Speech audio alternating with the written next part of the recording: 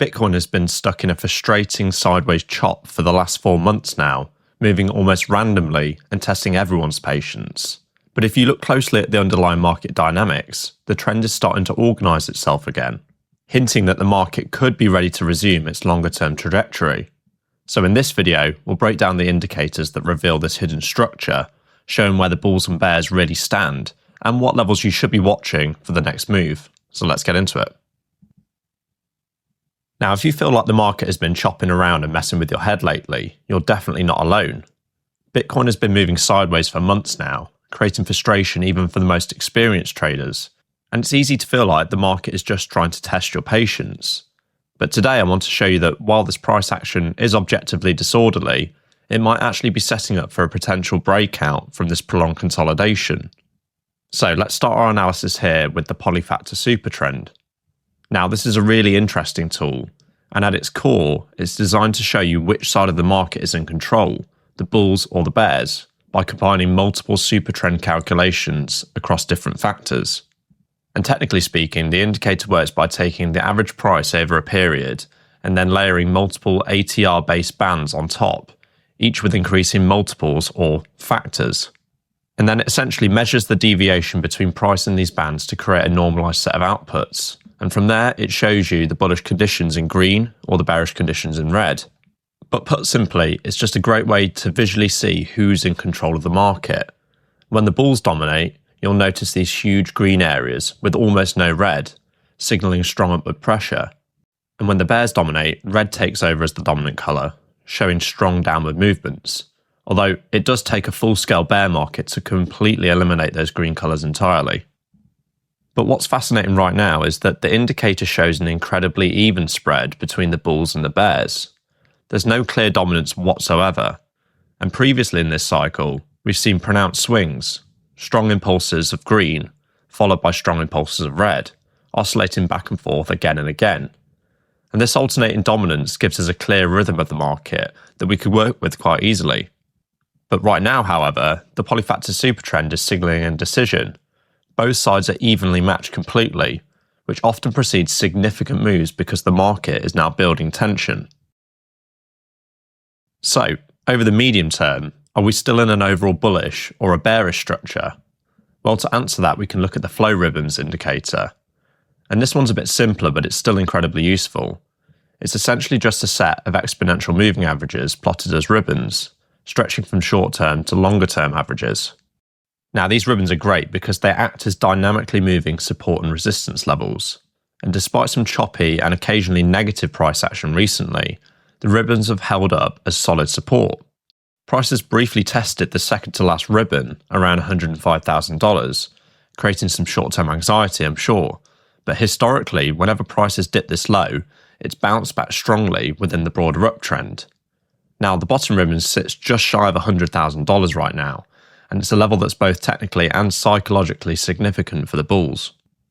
And we've seen multiple times this cycle that prices got all the way down to this last ribbon and then successfully bounced back off it.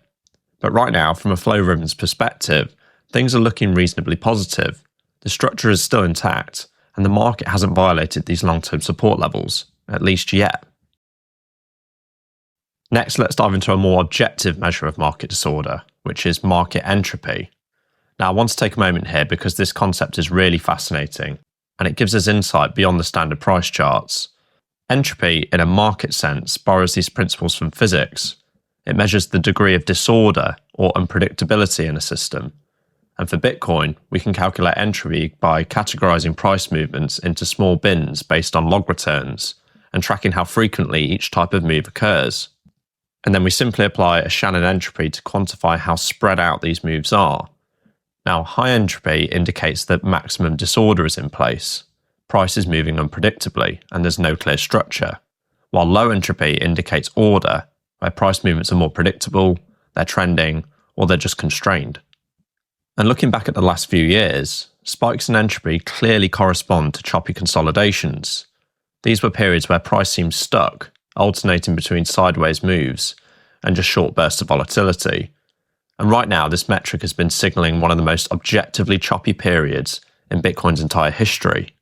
But even though the market does look completely messy, entropy can actually give us hints about upcoming moves. When the market reaches extreme levels of disorder, it often means that existing trends are likely to persist once the disorder resolves. And in our current context, we're starting to see entropy break down out of its highly disordered state quite rapidly, as we can see here with a sharp move down in the metric. And that could suggest that while price appears stuck, the market may be gearing up to continue its existing trend rather than reversing abruptly. It's a subtle but surprisingly positive sign for the bulls, and it's one I'll be keeping a close eye on. And with that foundation, let's take a closer look at the technical structure. Now, price is currently confined within a roughly $20,000 range, with a tight consolidation between $106,000 support and a $117,000 resistance. Now, reclaiming and holding the $117,000 level is critical. It's the level that will show us whether the bulls are ready to reassert control and push for the next leg higher. But looking beyond that, the secondary support and resistance levels sit at $102,000 and $122,000, marking the immediate zones where the battle between the buyers and sellers will definitely intensify.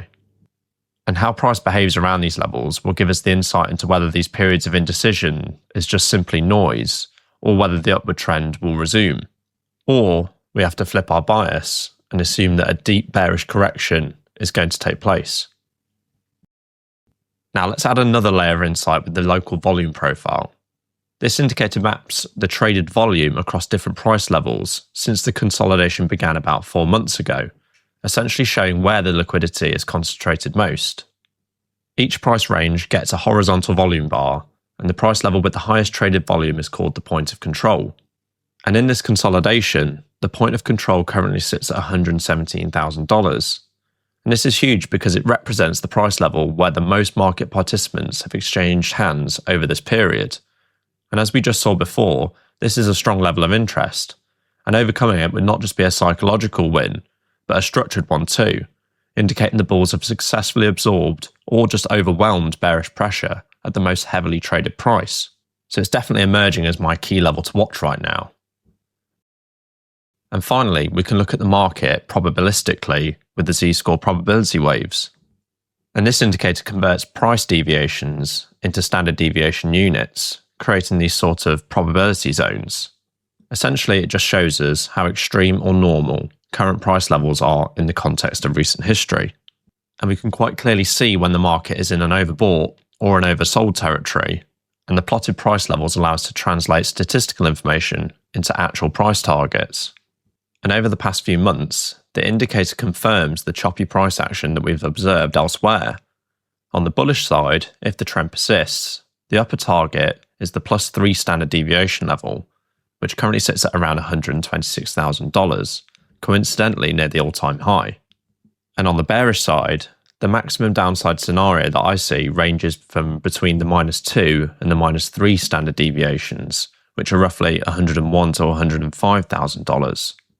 So, a break below $100,000 would not only be highly unusual, but signal a significant structural breakdown. But that doesn't seem likely based on the current market dynamics we've explored today. And notably, $117,000 appears again as the first +1 standard deviation level, which we need to break to the upside. So again, holding this as support is clearly an essential task before attempting to move towards the all-time high again. So, bringing all these indicators from today together paints a consistent picture. The Polyfactor SuperTrend shows indecision, reflecting the current equilibrium between the bulls and the bears. And the flow ribbons indicates that the long-term support is still intact, giving the market a pretty wide structural safety net. And then the market entropy confirms that while price has been historically choppy, the current decreasing levels of disorder might be indicating a continuation of the macro trend, meaning that consolidation might not be lingering on for too much longer. And the price zone dynamics and local volume profiles both highlight that $117,000 is a technically and psychologically critical level, backed by heavy trading volume. And finally, the Z-score probability waves has given us clear targets. On the upside, the next key level again sits at $117,000, with a local overstretch target right at the previous all-time high, and the maximum short-term downside ranges between $101,000 and $105,000. So what's the big takeaway from all of this? Well, while the market might feel like it's been testing your patience, objectively, Bitcoin is actually in a rare phase of equilibrium right now. Indecision is very high, but the support is holding, and the statistical probability of an extreme downside deviation is lower than I initially thought. The next few weeks or months will definitely be decisive, and reclaiming $117,000 as support would be a bullish confirmation across multiple indicators, while failing to hold $105,000 could trigger a more pronounced downside, and I'll certainly have to start revisiting my thesis if we begin breaking down below these six-figure marks. So for me, this is a textbook example of using a layered analysis. Right now, all these tools converge to show that $117,000 is the linchpin. Reclaim and hold this level, and the bulls can confidently push towards the next peak. But if it doesn't, then, well, I guess it's back to chop we go. So, to wrap things up, what we're seeing right now is a market in a rare state of balance. The bulls and the bears are essentially evenly matched, and that balance often sets the stage for meaningful moves once one side finally asserts control. It's definitely a tense moment, but it's also one of the best times to be paying close attention, because the next directional shift could be significant. And across multiple indicators, $170,000 clearly emerges as the level to watch. It's the point where the market has historically found both structural and psychological support, and if Bitcoin can reclaim and hold this level, it's a clear signal that the bulls are ready to take control and push towards the next leg higher again. And finally, even if we did see the extreme downside deviations in the Z-score probability waves, the broader macro structure of the market still looks intact to me. The long-term support levels haven't been violated yet, and the underlying trend remains in place. So, while short-term volatility might spike, the bigger picture still favours a resilient market structure, even during these crazy bouts of chaos. If you're serious about Bitcoin analysis, my full custom indicator suite is now live. Built for investors looking to gain an edge through deep cycle signals and advanced on-chain insights. It's available now through the link in the description, where you'll also find my free newsletter. And if you found this valuable, hit the like button, subscribe to the channel, and turn on notifications so you never miss an update. And I'll see you all in the next one.